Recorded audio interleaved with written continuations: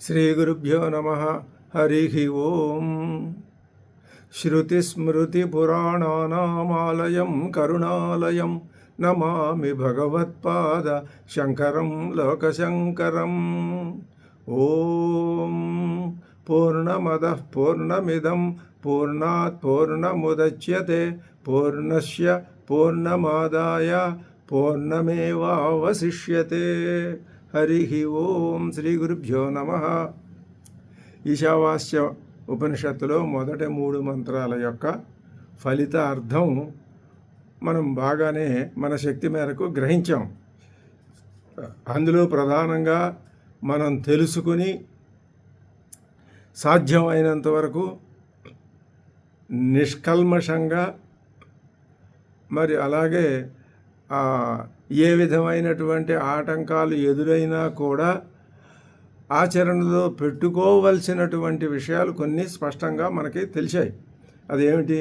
ఈశావాస్యం, అహమేవ ఇదం అని, అంటే నేనే ఇదంతా, అహమేవ ఇదం సర్వం అని దానికి ఫలితార్థం చెప్పారని తెలుసుకున్నాం. ఈశా అంటే ఈశిత, పరమేశ్వరుడు. ఆ పరమేశ్వరుడు నేనే. ఆ పరమేశ్వరుడు ఈ సమస్తానికి ఆయనే ఆత్మ. ఆత్మతయ అంటే పరమాత్మతయ. ఈ కనిపించే సృష్టికంతటికీ ఆత్మ అది ఆయనే. ఆత్మ ఉంటేనే దాని మీద ఆధారపడింది ఉంటుంది, లేకపోతే ఉండదు. అటువంటి ఆత్మ ఆ ప్రత్యేగాత్మతయ అహమేవ ఇదం సర్వం అని మనం గ్రహించి ఆ విధమైన ధ్యానంలో ఉండాలి. ఉండటమే కాక ఈ సమస్తాన్ని ఆ భావనతో నింపివేయాలి. అంటే ఏ పదార్థం చూసినా, ఏ వస్తువు చూసినా, ఏ భావం కలిగినా ఏదైనా దాన్ని ప్రతిదీ ఈశ్వర భావనతోటే నింపివేయాలి.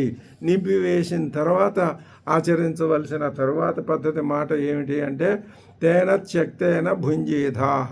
కాబట్టి ఎప్పుడైతే నువ్వు ఈశ్వర భావనలో దీన్నంతటినీ ముచ్చెత్తుకుంటావో అప్పుడు త్యాగభావమే తప్ప నీకు భోగభావం అన్నది పనికిరాదు. భోగభావం కనుక ఉన్నట్లయితే ఆ ఈశ్వర భావనతో ఈ సమస్తాన్ని కప్పివేయటానికి సాధ్యం కాదు అని చేన భుంజీధాహ, త్యాగభావంతో ఈ నిన్ను నువ్వు పాలయేథాహ, అనుసరించుకో, కాపాడుకో అని చెప్తూ మా గృధ గృధిం ఆకర్షి, దాని మీద ఆశలు, కామం, కోరికలు ఇలాంటివి ఏమి ధనధాన్యాదులు లాంటి వాటి మీద పెట్టుకోవద్దు. అంటే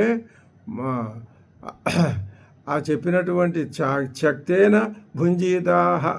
భుంజీధాహ అనే మాటకే అనుకూలమైన మాటే మా గృధ అనే మాట. ఆ దృష్టిలో ఉంటే ఈ మా గృధ, ఈ కామం, కోరికలు అనే తత్వం ఆ దృష్టిలో ఉంటే ఇది అంటదు, ఇది దూరం అయిపోతుంది. ఇది ఇక్కడ అది మన దగ్గర, ఇది ఈయన దగ్గర మనకి ఆటలు సాగవు అని ఆ కామం అనే కోరిక దూరంగా వెళ్ళిపోతుంది. కశ్యస్విద్ధం ధనం అని కూడా చెప్పింది. అలా కాదు, నీకు ఆత్మతత్వాన్ని తెలుసుకోవటానికి ఇంకా కొంత పరిపక్వ దశ రావాలి అంటే నువ్వేం చేయాలి అంటే అప్పుడేం చెప్పారు? కుర్వన్నేవేహ కర్మాణి జిజీవిషే శతకం సమాహ. ఆ విధంగా నువ్వు 100 సంవత్సరాలు కర్మానుష్ఠానంలోనే ఉంటూ క్రమక్రమంగా నీ మనస్సుని జ్ఞానదృష్టి వైపుకి ప్రసరింప చేసుకున్నట్లయితే నీకు ఏ విధమైన పాపం కూడా అంటదు, ఆ నరత్వాభిమానం కూడా నీకు అంటదు. అలా కాక ఈ 2 దారులు కాక నువ్వు వేరే దారిలో కనుక పడిపోయినట్లయితే, అంటే ఆత్మతత్వాన్ని తెలుసుకోవడానికి నువ్వు ప్రయత్నం చెయ్యకపోయినట్లయితే అంధేన తమసావృతములైనటువంటి అసూర్య అనే పేరు గల లోకాల్లో నువ్వు పడిపోతావు. అంటే అజ్ఞానంలో పడిపోతావు. నీకు ఈ సంసారం నుంచి బయటపడటం అనే ఆలోచన రాదు. అలా రాకుండా ఎంతకాలం నువ్వు ఇందులోనే పడి తిరుగుతూ ఉంటావో అంతకాలం నీవు ఆత్మహనుడివి, అంటే ఆత్మజ్ఞానాన్ని సంపాదించుకోవటానికి ఏమాత్రం ప్రయత్నం చెయ్యని వాడివి అనే ఆ మాట నీకు వస్తుంది అని తెలుసుకున్నాం. ఇప్పుడు భగవత్పాదులు ఒక మాట ఉపనిషద్ ఋషులనే అడుగుతున్నారని అనుకోవచ్చు.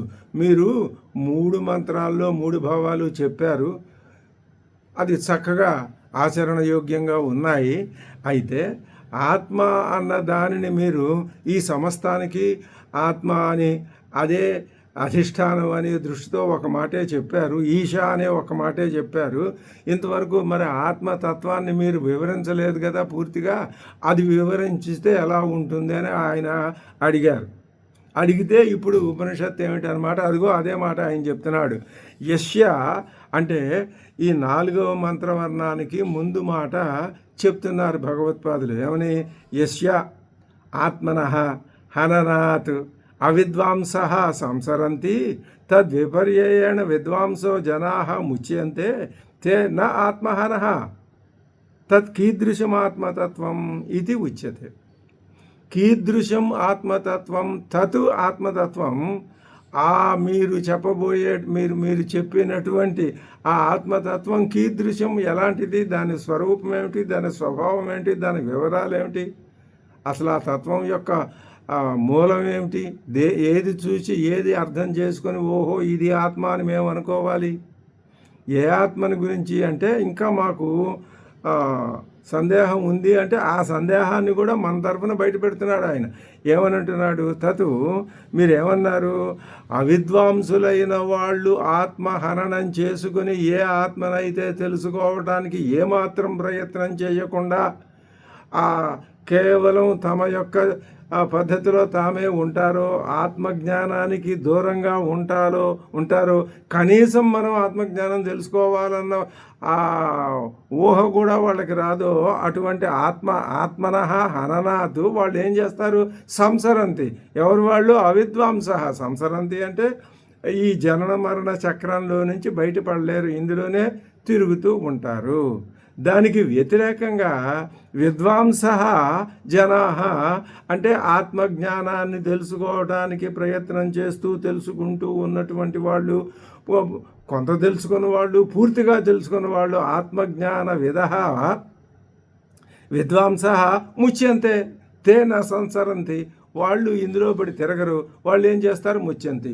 ఇక్కడ ఉపోద్ఘాతం ముందు మాట, 4వ శ్లోకానికి ముందు మాట అనే పేరుతో ఒక అద్భుతమైన విషయాన్ని చెప్పారు మనకి భగవత్పాదులు. ఆయన నోట ఏ మాట వచ్చినా అది ఒక ఉపనిషత్తు మాటలాగానే ఉంటుంది. ఏమిటది అంటే ఆత్మ అనే మాటను గురించి, ఆత్మహననం అనే మాటను గురించి, ఆత్మజ్ఞానం అనే మాటను గురించి నువ్వు ఏమాత్రం ఆలోచించకుండా, అసలు తెలియకుండా, ఆ మాటే తెలియకుండా నువ్వు నీ యొక్క ఆ జీవితాన్ని యథాప్రకారంగా నువ్వు గడుపుకుంటూ పోతే అలా ఉంటుంది. తెలియకపోవడం అనేది ఉంటుంది. అది మనకే అనుభవంలో ఉన్న విషయమే. బాల్యంలో ఏం తెలుస్తుంది? ఆ బాల్యంలో ఎవరికీ తెలియదు కదండి. బాల్యంలో తెలియటం పూర్తిగా అది అదృష్టం. బాల్యమే కాదు, యవ్వనం గడిచినా కూడా తెలియదు. యవ్వనంలోకి వెళ్ళినా ఎప్పుడో వార్ధక్యం వచ్చేసరికి వచ్చినా దానివల్ల ప్రయోజనం ఏముంటుంది? ఉండదు, పెద్దగా ఉండదు. అంటే ఇప్పుడు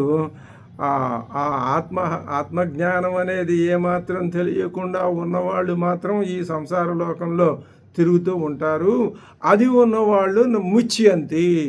ఈ విషయం స్పష్టంగా అర్థమైంది కదా.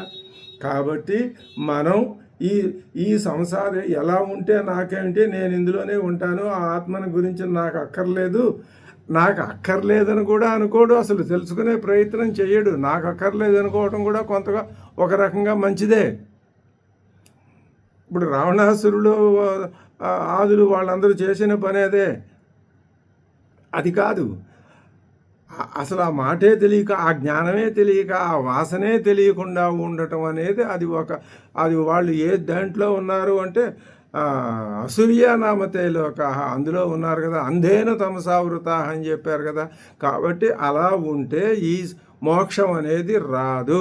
ముచ్యంతి, విడివడిపోవటం అనేది, సంసార బంధంలో నుంచి బయటపడటం అనేది ఉండదు. అలా కాకుండా ఆత్మజ్ఞానంతో ఆత్మజ్ఞానాన్ని సంపాదించుకునేటటువంటి ఒకానొక మహాప్రయత్నంలో ముందుకు సాగే వాళ్ళు ముచ్యంతి ఇందులో నుంచి బయటపడతారు. ఇది అద్భుతమైన ఉపదేశం కదా, ఇది మనం గుర్తుపెట్టుకోవాల్సిన విషయం కదా. ఇప్పుడు దీన్ని బట్టి మోక్షము అంటే అర్థం ఏమిటంటే, ఎవరికైతే ఆత్మజ్ఞానం కలుగుతుందో పూర్తిగా వాళ్ళు మోక్షాన్ని పొందుతారు. అసలు ఆ ధ్యాసే ఎవరికి ఉండదో వాళ్ళు ఈ సంసార చక్రంలో పడి తిరుగుతూనే ఉంటారు. ఈ విషయం మనకి స్పష్టంగా అర్థమైంది. అదుగో అటువంటి ఆత్మతత్వం ఎలా ఉంటుంది అని చెప్పండి అని ఉపనిషద్ ఋషుల్ని మన తరపున అడిగారు భగవత్పాదులు. ఇది అని అడిగితే ఉచ్యతే, అది చెప్పబడుతున్నది. ఇప్పుడు 4వ మంత్రంలో ఏం చెప్తున్నారన్నమాట, ఈ 4-5 మంత్రాలు కూడా చాలా ప్రధానమైన ముఖ్యమైన మంత్రాలు. 1, 2, 3 ఎంత ముఖ్యమైనవో 4, 5, 18 మంత్రవర్ణాలు ముఖ్యమైనవే. మనం 18 మంత్రాల యొక్క అర్థాన్ని తెలుసుకోవాలి, నిత్యము శ్రవణం చెయ్యాలి. బాగా హృదయస్థమయ్యి రూఢమయ్యే వరకు ఎంతకాలం పడితే అంతకాలం మనం దాన్ని మననం చేయాలి, దాని గురించే భావన చేస్తూ ఉండాలి. భావన నిధిధ్యాసన కూడా చేయాలి. అంటే అదే స్మరణతో ఉండాలి, అదే ఆలోచనతో ఉండాలి. ఆ నిధిధ్యాసనతో ఉన్నప్పుడు, దాని గురించి ఆలోచిస్తూ ఉన్నప్పుడు, ఓహో ఈశా అంటే ఈ అర్థం చెప్పారా అని ఇట్లా మనం ఆలోచిస్తూ ఉంటే మనకి అందులో ఒక నూతనమైన అనుభవాలు వస్తాయి, కలుగుతాయి, ఎదురవుతాయి. అలా అనుభవ పరంపరని అనుభవిస్తూ ముందుకు వెళ్ళటమే నిధిధ్యాసం. అది మనకి చాలా ఉపయోగకరంగా ఉంటుంది. ఇప్పుడు 4వ మంత్రవర్ణం చెప్తున్నారు. అనేజదేకం మనసో జవీయో నైనద్దేవా ఆప్నువన్ పూర్వమర్షతు తద్ధావతోన్యానచ్యేతి తిష్టతు తస్మిన్నపో మాతరిష్వా దధాతి. ఇది మంత్రవర్ణం. అనేజదేకం మనసో జవీయో నైనద్దేవా ఆప్నువన్ పూర్వమర్షతు తద్ధావతోన్యానచ్యేతి తిష్టతు తస్మిన్నపో మాతరిష్వా దధాతి. ఇది పదచ్ఛేదం చూసుకున్నట్లయితే, అనేజతు ఏకం మనసః జవీయః నైనతు దేవాః ఆప్నువన్ పూర్వం అర్షతు తతు ధావతః అన్యాన్ అచ్యేతి తిష్టతు తస్మిన్ అపః మాతరిష్వా దధాతి. ఆత్మతత్వం అర్థం కావడం కోసం స్పష్టంగా చక్కగా చెప్తోంది ఉపనిషత్తు. ఏమని అంటే, అనేజతు. ఇప్పుడు ఈ మంత్రవర్ణం దేని గురించి చెప్తోంది అనుకుంటున్నాం? ఆత్మని గురించి. ఆత్మ అనేది అనేజతు అంటే అది ఆత్మతత్వానికి చలనం అనేది లేదు. చలనం అంటే చలించటం, చలనం అనేది లేదు. పైగా ఏకం, ఏకం ఏకత్వ భావన విశిష్టమైనదే తప్ప రెండవదేది లేదు అక్కడ. ఆత్మతత్వమే సమస్తం వ్యాపించి ఉంది. పూర్ణమద, అది పూర్ణం. పూర్ణమిదం, ఇది పూర్ణమే. ఈ పూర్ణం ఆ పూర్ణంలో లయమైపోతే ఒకే పూర్ణం ఉంటుంది, అది ఏకం. తర్వాత మనసో జవీయ. ఈ ఆత్మతత్వం జవీయ అంటే వేగం కలది. దేనికంటే వేగం కలది? మనసః అపి జవీయ. మనస్సు కంటే వేగం కలిగినది ఆత్మతత్వం. మనస్సు ఎక్కడుంది? మన దగ్గర ఉంది. మనస్సు సంగతి మనకు తెలుసుగా. మన మనస్సు ఎంత వేగంగా వెళ్ళిపోతుంది అంటే, ఇక్కడి నుంచి ఒక్కసారి ఇదివరకు ఎప్పుడో మనం ఢిల్లీ వెళ్ళొచ్చితే, ఇప్పుడు ఇక్కడ ఉంటే ఉన్న చోట ఉంటే ఢిల్లీ ఒకసారి వెళ్ళిపోయింది, ఆ దృశ్యం గుర్తొచ్చి అరక్షణం, అంత సమయం కూడా పట్టదు. అటువంటి మనస్సు కంటే కూడా ఇంకా వేగవంతమైనది ఆత్మతత్వం. ఇవన్నీ వివరాలు భాష్యం చదివినప్పుడు మనకు వస్తాయి.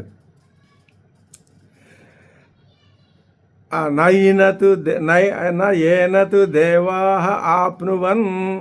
దేవాహ అంటే ఇంద్రియములు. ఏనతు దీనిని నా ఆప్నువన్ చేరుకోలేవు. నీ ఇంద్రియాలు దాన్ని పట్టుకోలేవయ్యా. ఇది చాలా ముఖ్యమైన మాట. ఇప్పటిదాకా మనం ఏమనుకుంటున్నాం, ఆహా నాకు ఒక్కసారి ఆ వివరాలు కనుక తెలిసినట్లయితే, ఇప్పుడు ఒక ఒక నేరస్తుని వెతికి పట్టుకోవడానికి మరి రక్షక భటులు ఏం చేస్తారు, ఆ వివరాలు సేకరించి అలాంటివి కనిపించిన వాడిని వెంటనే పట్టుకుంటారు. కానీ ఇక్కడ అలాంటిది కాదు. నీకు ఎన్ని లక్షణాలు చెప్పినా నీ ఇంద్రియాలు దాన్ని పట్టుకోలేవు. మరి ఎందుకండి ఇవన్నీ చెప్పాలి, చెబితేనే కానీ అర్థం కాదు. పట్టుకోవటం ఇంద్రియాల వల్ల కాదు, మరి దేనివల్ల అండి? అది చెప్తాను తర్వాత, నువ్వు తొందరపడకు అంటున్నారు. అదేంటనమాట అంటే, అవి ఇంద్రియములు దీన్ని చేరుకో నైన దేవాహ ఆప్నువన్, అవి ఇంద్రియాలు ఈ ఆత్మని పట్టుకోలేవు. ఎందుకని? పూర్వమర్షతు, ఈ ఆత్మతత్వం వాటికంటే ముందే వెళ్ళిపోతుంది. ఎప్పుడు కూడా ఇది వెళ్ళేసరికి అది ముందే వెళ్ళిపోతుంది. కాబట్టి ఇంక దాన్ని ఏం పట్టుకుంటుంది? పట్టుకోలేదు. తద్ధావతోన్యానచేతి తిష్టతు, తిష్టతు తాను కదలకుండానే నిలిచి ఉండే, స్థిరంగా ఉండే, ధావత అన్యానచ్చేతి కదిలి వేగంగా వెళ్ళిపోయే వాటిని కూడా మించి వెళ్ళిపోతుంది. కానీ ఇది కదలదు. ఇది చాలా జటిలమైన భావం, అర్థం చేసుకోవడానికి చాలా కఠినమైన విషయం. అనుభవంలోకి తెచ్చుకోవటమే చాలా తేలికే కూడా. తద్ధావత అన్యాన్, ధావత పరిగెత్తే మిగతా, అంటే ఇక్కడ వస్తువులనే దృష్టితో చూడకూడదు, కేవలం భావన, ఆలోచన. అది అసలు ఒక ఆకారం లేనిదని ఇంతకుముందు చెప్పారు కదా. దీనికి ఆకారం లేనిదాన్ని ఎలా భావించాలి అంటే మనసుతోటే భావించాలి. అది ఏం చేసింది? ఆత్మతత్వం పరుగులు తీసే ఇతరమైన విషయాల్ని కూడా దాటి వెళ్ళిపోతుంది. తద్ధావతోన్యానచ్చేతి తిష్టతు తస్మిన్నపో మాతరిష్వా దధాతి, మాతరిష్వ అంటే వాయుదేవుడు, దధాతి ధరిస్తాడు. దేనిని అంటే అపహ అంటే సకల ప్రాణుల యొక్క కర్మజాతాన్ని కూడా వాయుదేవుడు ఆత్మయందే ధరిస్తున్నాడు. అంటే ఇదేమో భూమికి సంబంధించిన విషయంలో వాయుదేవుడు సకల ప్రాణుల యొక్క కర్మల్ని నిర్వహింపజేస్తున్నాడు. ఏది ఉండటం మూలాన? ఆత్మతత్వం ఉండటం మూలానే. ఎక్కడ నిర్వహింపజేస్తున్నాడు? ఆత్మతత్వంలోనే నిర్వహిస్తున్నాడు. ఎవరు? వాయుదేవుడు. అంటే ప్రాణికోటి యొక్క జీవితం అంతా ఆత్మతత్వంలోనే ఉన్నది. దీన్ని చక్కగా భంగ్యంతరంగా అలా చెప్పారు. ఇది ఈ శ్లోకం యొక్క మొత్తం తాత్పర్యార్థం. మరొకసారి చూద్దాం. అనేజదేకం మనసో జవీయో నైనద్దేవా ఆప్నువన్ పూర్వమర్షతు తద్ధావతోన్యానచ్చేతి తిష్టతు తస్మిన్ అపో మాతరిష్వా దధాతి. ఆత్మతత్వం ఎలాంటిది? అనేజతు, అది కదిలేది కాదు. మనసో జవీయ, మనస్సు కంటే వేగవంతమైంది. నా ఏన దేవా ఆప్నువను, నీ ఇంద్రియాలు దాన్ని వెనక వెళ్ళి పరిగెత్తి దాన్ని పట్టుకోలేవు. ఎందుకని? పూర్వమర్షతు, ఈ ఇంద్రియాల కంటే ముందే వెళ్ళిపోతుంది అది. తద్ధావత అన్యానచ్చేతి, పరిగెత్తి వెళ్ళిపోయే వాటిని ఇది దాటిపోతుంది. తన వెంట ఎవరైనా పరిగెత్తి వచ్చి తనని పట్టుకుందామంటే వాటికంటే ముందెళ్ళిపోతుంది. ఏదైనా పరిగెత్తి వెళ్ళేది ఉంటే తన సంగతి తెలియకుండా ఉంటే వాటికంటే ముందే వెళ్ళిపోతుంది.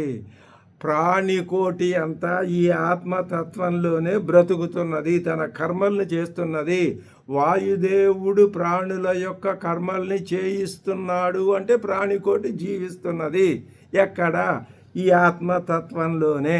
ఆత్మతత్వానికి బయట ప్రాణికోటి యొక్క జీవం అనేది లేదు. ఇప్పుడు అర్థమైపోయింది కదా మనకు. ఈ ఆఖరి మాట చాలా అద్భుతమైన విషయం. తస్మిన్నపో మాతరిష్వా దధాతి అంటే ఎక్కడైతే ప్రాణికోటి ఉన్నదో మనం వెంటనే అర్థం చేసుకోవాలి తీవ్రమైన ఆలోచనతో. ఏమని? ప్రాణికోటి అంతా ఉన్నది అందులోనే. కాబట్టి ఈ ప్రాణికోటికి ఆశ్రయమైనదే ఆత్మ. భావించు. అలా భావిస్తూ ఉంటే నీకు ఆ తత్వం కరతలామలకం అవుతుంది. మొట్టమొదటగానే అనుభవంలోకి రాదు, కష్టమే. ఈ అనుభవం పరిణతి పొందుకుంటూ ముందుకి వెళ్ళాలి. అనేజదేకం మనసో జవీయో నైనద్దేవా ఆప్నువన్ పూర్వమర్షతు తద్ధావతోన్యానచ్యేతి తిష్టతు తస్మిన్నపో మాతరిష్వా దదాతి. ఇప్పుడు మనం భగవత్పాదుల యొక్క భాష్యం చదువుదాం. అనేజతు ఆ మొదటి మాట తీసుకున్నారు. నా ఏజతు ఏజ్రు కంపనే. ఏజతు అనేది ధాతువు. దానికి రూపం మూల రూపం ఎలా ఉంటుంది, దాని ధాతు రూపం ఎలా ఉంటుంది? ఏజ్రు కంపన. ఏజ్రు అనే ధాతువుకి కంపనం అని అర్థం. ఏజతు అనేజతు అంటే నా ఏజతు, అది చలించేది కాదు, కంపించేది కాదు. నా ఏజ్రు కంపన. కంపనం అంటే అర్థం ఏంటండి? భగవత్పాదులు వారు చెప్తున్నారు. ఏజ్రు కంపనే అన్నారు కదా, కంపనం అంటే అర్థం చెప్తున్నాడు ఆయన. ఇది ఒక ఎంత కిందకి దిగి వచ్చి తేలిక, కంపనం అనే మాటకి మనకు అర్థం తెలుసు.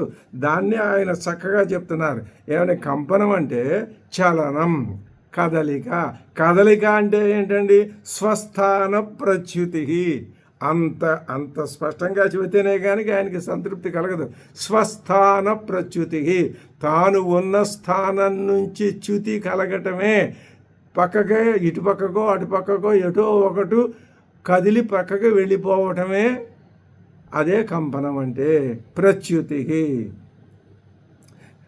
ఇప్పుడు ఈ ఆత్మకి తద్వర్జితం, ఆ కంపనం అనేది లేదు, ఆ చలనం అనేది లేదు. ఒక్క అనేజత్ అనే మాటకి ఎంత చక్కగా వివరంగా అర్థం చెప్పారో ఇప్పుడు మనం గమనించామన్నమాట. మళ్ళీ ఒకసారి చూద్దాం. అనేజతు విడదీస్తున్నారు. నా ఏజతు అనేజతు, నా సత్యము అసత్యము అన్నట్లు. ఏజ్రు కంపనే అది ధాతువు, కంపనం చలనం, స్వస్థాన ప్రచ్యుతి. స్వస్థానం నుంచి చ్యుతిని పొందటమే కంపనం, అదే చలనం. తద్వర్జితం అనేజతు, తద్వర్జితం అది లేనిది అనేజతు. ఇప్పుడు అనేజత అనేటటువంటి పదానికి మనకు స్పష్టమైన అర్థం లభించింది. ఏమని? ఆత్మతత్వానికి చలనం లేదు, ఎక్కడ ఉన్నది అక్కడే ఉంటుంది. ఎక్కడుంది? ఆఖరి మాట చెప్పిందిగా, ప్రాణికోటి అంతా అందులోనే బతుకుతోంది, అందులోనే తమ క్రియాకలాపాలు నిర్వహిస్తోంది. నిర్వహింపజేసేది ఎవరు? వాయుదేవుడు. అది వాయుదేవుడు అనే మాట నిమిత్తం మాత్రం. దానికి మనం అర్థం ఏం గ్రహిస్తాం? ప్రాణికోటి. అస్సలు ఇంత చిన్న ప్రాణి కూడా ఎక్కడ బతుకుతోంది? ఆ ప్రాణ వ్యాపారం ఎక్కడ జరుగుతోంది? ఆత్మతత్వంలోనే జరుగుతోంది, ఇంకెక్కడా కాదు. అసలు ఆత్మతత్వానికి బయట ప్రాణం లేదు. ఆత్మ అంటే ఏమోనండి, ఎక్కడైనా ఉందేమో. అంతటా ఆత్మతత్వం ఉంది, ఆత్మతత్వం లేని చోటు లేదు. అంటే అంతటా ప్రాణికోటి ఉందా? ఉండదు. ప్రాణికోటి ఉన్నంత వరకు అది ఆత్మతత్వంలోనే ఉన్నది. అది అంటే తద్వర్జితం అంటే అర్థం ఇంకా వివరించి చెప్తున్నారు. అది సర్వదా ఏకరూపం ఇత్యర్థ. ఎప్పుడూ ఒకే రూపంలో ఉంటుందండి. ఒకే రూపంలో లేకపోతే చలనం వస్తే రూపం మార్పు వచ్చేస్తుందండి. చలనం లేదు కాబట్టి ఎప్పుడూ ఒకే రూపంలో ఉంటుందండి. ఇది చాలా ప్రముఖమైన ముఖ్యమైనటువంటి అర్థం. తదే అనేజతు, ఏమాత్రం చలనం లేదు, ఎప్పుడూ ఒకే విధంగా ఉంటుంది. తదుచ ఇంకొకటి చెప్తున్నారు, ఏకం. ఈ ఆత్మతత్వం ఏకం, ఒక్కటే, ఇంకొకటి లేదు. ఏకం ఎక్కడ? సర్వభూతేషు, అన్ని భూతాల్లోనూ ఉన్న తత్వం ఇదే, కాబట్టి ఇదే ఏకం. భూతాలు రూపాలు మారవచ్చు, కానీ తత్వం ఇదే, ఆత్మతత్వమే, దానికి మార్పు లేదు. మనసః మనసో జవీయో, మూడో వాక్యం చెప్తున్నారు. మనసః అంటే సంకల్ప వికల్ప లక్షణాత్, మనస్సు కంటే జవీయ, ఆత్మతత్వం జవవత్తరం, ఎక్కువ వేగం కలది. ఆత్మతత్వం వేగం కలది. వేగం ఉంటే ఏం చేయాలి? పరిగెత్తుకుంటూ వెళ్ళిపోవాలి, ఉన్న చోట ఉండదు. మరి ఇప్పుడే మీరు అనేజిదని చెప్పారు, మళ్ళీ వేగం కలదని చెప్తున్నారు. అది ఆత్మతత్వాన్ని అర్థం చేసుకోవటం చాలా కష్టం. ఇక్కడ వెంటనే ప్రశ్న, పూర్వపక్షం వచ్చేసింది. ఏమన్నాడు? ఇది కూడా భగవత్పాదులు అడిగేదే. ఆయన పూర్వపక్షి ఏమని అడుగుతున్నాడు? కథం విరుద్ధం ఉచ్యతే, మనకి వచ్చింది అనుమానం. అనేజిత్ అన్నారు, మనసో జవీయ అన్నారు. ఎలాగ విరుద్ధం చెప్తున్నారు మీరు అంటే, ధ్రువం నిశ్చలం ఇదం మనసో జవీయ, ఇది ధ్రువం నిశ్చలం అనేజతు ఏకం అని చెప్పి మీరు మనసో జవీయ అని విరుద్ధ విషయం చెప్తారే ఎలాగండి అంటారా? ఇతిచ నా ఏష, దీనికి జవాబు చెప్తున్నారు భగవత్పాదులు. నా ఏష దోష, అబ్బే అందులో ఏం దోషం లేదయ్యా, అలాగే చెప్పచ్చు. అదేంటండి దోషం కనపడుతుంటే దోషం లేదంటారు, లేదు నేను చెప్తాను, వింటావా? విను, జాగ్రత్తగా విను. నిరుపాధి ఉపాధిమత్వేన ఉపపత్తే. ఇది భగవత్పాదులు ప్రశ్న వేయటము ఆయన వల్లే, జవాబు చెప్పటము ఆయన వల్లే. ప్రశ్న మనకు తెలీదు, జవాబు అంతకంటే తెలియదు. ఎందుకనండి? అది చలనం లేనిది అంటున్నారు, అన్నింటికంటే వేగంగా, మనస్సు కంటే కూడా వేగంగా వెళ్ళగలిగింది అంటున్నారు. అంటే ఇక్కడ ఒక తేడా ఉందయ్యా. ఉపాధి, నిరుపాధిమత్వం, ఉపాధిమత్వం. ఉపాధి అంటే ఏమి లేదు, ఇప్పుడు నేనున్నాను, మాట్లాడే నేను, నా జీవుడు, నా ప్రాణం, నా మనస్సు, ఇవన్నీ నా ఈ ఉపాధిలో ఎదురుకుండా కనిపించే తల, ఈ చెవులు, కాళ్ళు, ఈ ఉపాధి, ఈ శరీరం ఉపాధి, ఈ ఉపాధిలో ఉన్నాను నేను. కాబట్టి ఇప్పుడు నాకు ఉపాధిమత్వం ఉన్నది. ఉపాధిమత్వం లేకపోతే లేనిది ఆత్మతత్వం. అన్నీ అందులో ఉన్నాయి. అది దేంట్లోనూ లేదు. దేంట్లోనో గనక అది ఉన్నట్లయితే అది కూడా ఉపాధిమత్వమే అవుతుంది, ఉపాధి కలిగిందే అవుతుంది. కానీ అది దేంట్లోనూ లేదు, అన్నీ అందులోనే ఉన్నాయి. అంటే అందులో ఉన్నవేమో ఉపాధిమత్వాలు, అది నిరుపాధిమత్వం. అంటే ఆత్మతత్వం నిరుపాధి, పైగా ఉపాధి ఉన్నట్టుగా నీకు కనిపిస్తోంది. నిజంగా ఉపాధిలో లేదది, నీకు కనిపిస్తోంది. అది అర్థం. దానివల్ల నీకు అలా అనిపిస్తుందిలే, కదలదు. కానీ అన్నింటికంటే వేగంగా కదులుతున్నట్టు నీకు కనిపిస్తుంది. అసలు అది కదలదు. మేము ముందు చెప్పిందే కరెక్టు, కదలదు. కానీ నీకు కనపడుతుంది వేగంగా వెళ్ళినట్టు. ఎందుకని అంటే అది ఉపాధిమత్వంలో ఉందని అనుకుంటున్నావు.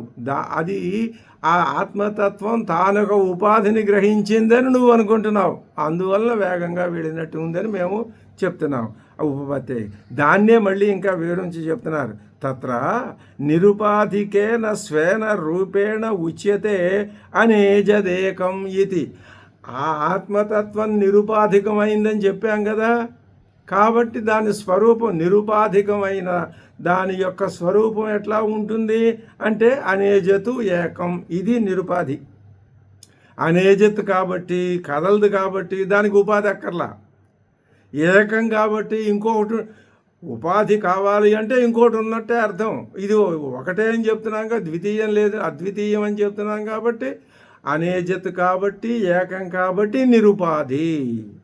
మనసః అంతఃకరణస్య సంకల్ప వికల్ప లక్షణస్య ఉపాధేః అనువర్తనాత్.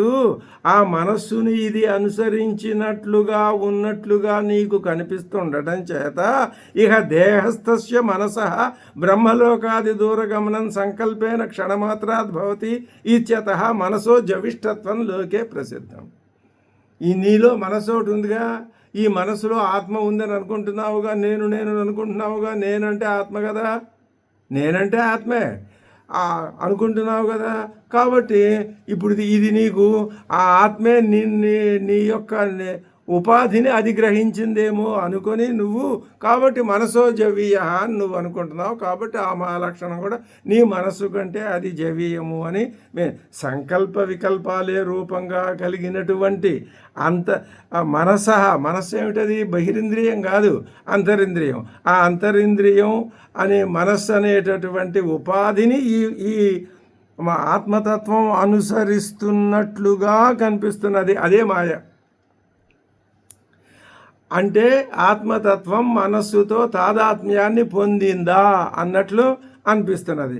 అంటే మనస్సు యొక్క వికారాలన్నింటికీ ఇది ఆశ్రయం, ఇది ఆత్మతత్వం. అందువలన ఇది ఏమవుతుంది, మనస్సు కంటే ఎక్కువ వేగంగా ఉంటుంది అని చెప్పబడుతుంది. అది తస్మిన్ మనసి బ్రహ్మలోకాదీన్ ధృతం గచ్చతి సతి ప్రథమం ప్రాప్త ఇవ ఆత్మచైతన్యావభాసో గృహ్యతే. అటువంటి ఆ మనస్సు వేగంగా వెడుతుందిలే, నీ మనస్సుకు ఆ శక్తి ఉంది కాబట్టి ఆత్మ కూడా నీ మనస్సు కంటే ముందే వెళ్ళిపోయిందా అనిపించేటటువంటి అతిశయించిన వేగం కలది అనేటటువంటి ఒకానొక ప్రసిద్ధి, ఒక ఆలోచన, ఒక భావం అది లోకంలో వచ్చింది. ఇప్పుడు ఆ మనస్సు వేగంగా బ్రహ్మలోకం మొదలైన దేశాలను చేరుకుంటుంది. నువ్వు ఏది చూసేస్తే చూడని దేశాలకు కూడా, ప్రదేశాలకు కూడా నీ మనస్సు వెడుతుంది.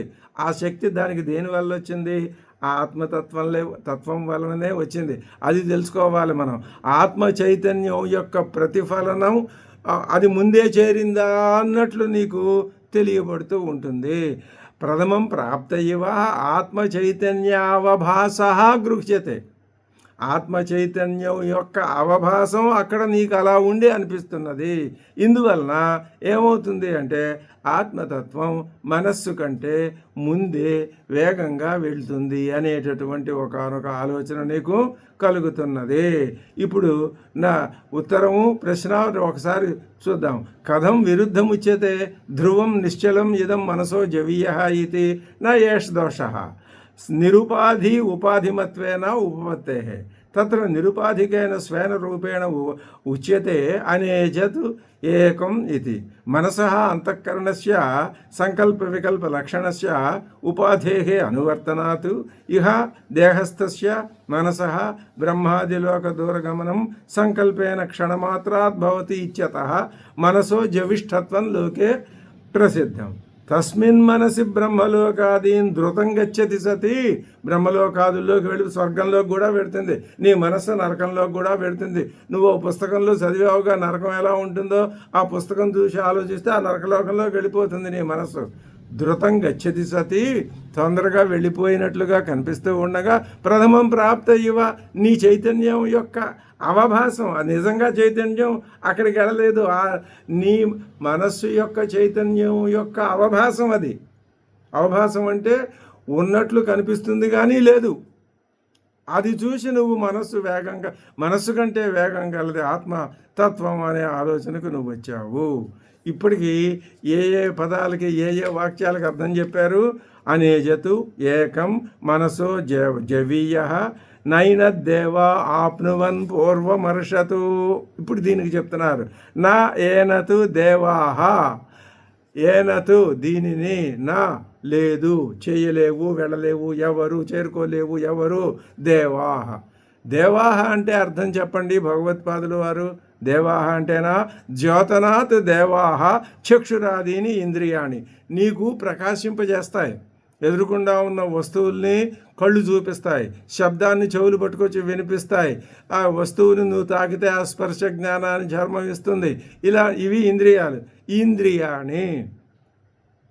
ఇప్పుడు నువ్వేమనుకుంటున్నావు అంటే నా ఇంద్రియాలు పవర్ఫుల్ అండి, ఇవి దేన్నైనా ఇట్టే పసిగట్టేయగలవు, తెలుసుకోగలవు, సొంతం చేసేసుకోగలవు అనుకుంటావు నువ్వు.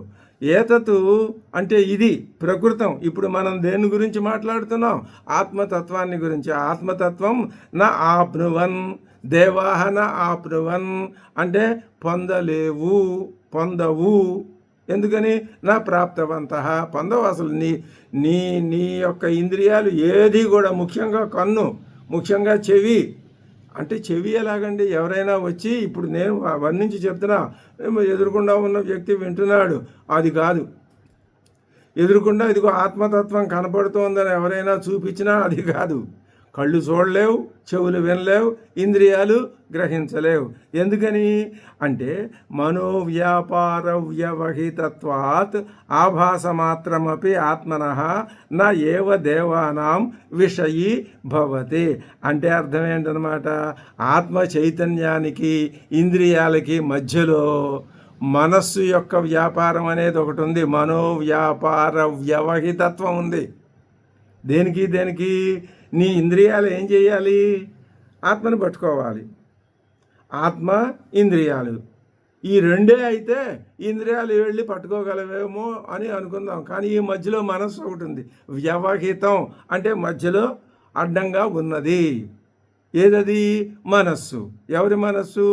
ఎవరి ఇంద్రియాలైతే వెళ్ళి ఆత్మని పట్టుకుందామని అనుకుంటున్నాయో ఆ ఇంద్రియాల తాలూకు మనస్సు చేస్తోంది అంటే మధ్యలో అడ్డం పడుతోంది.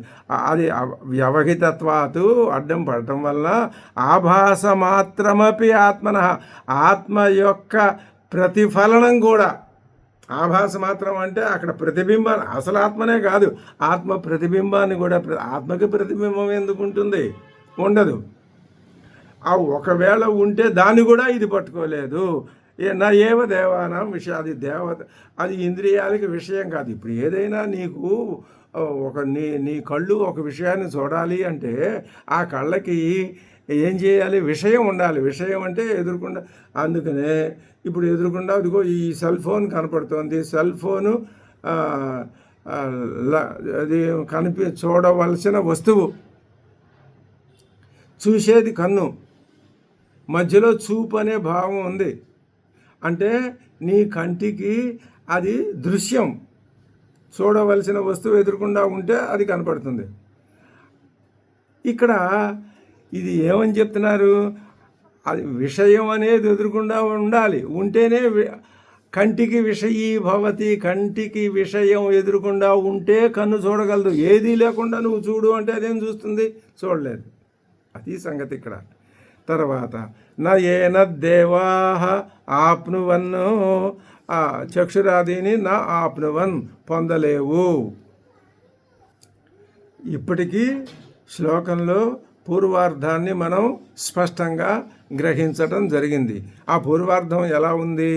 అనేజదేకం అనసోజవీయో నైనద్దేవా ఆప్నువన్ పూర్వమర్షతు. ఈ భావాన్ని ఇంకొకసారి మననం చేసుకుంటే, అనేజతు చలనం లేదు, ఏకం నా ద్వితీయం రెండవది లేనిది, మనసో జవీయో మనస్సు కంటే జవవత్తరమైనది, నా ఏనత్ దేవా ఆప్నువన్ను దేవతలు అంటే ఇంద్రియములు ఈ ఆత్మని పట్టుకొనలేవు.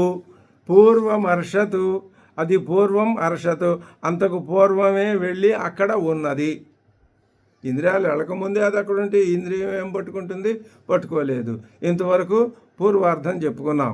ఇప్పుడు తర్వాత మనం ఏం చేయాలి అంటే ఉత్తరార్థాన్ని చెప్పుకోవాలి.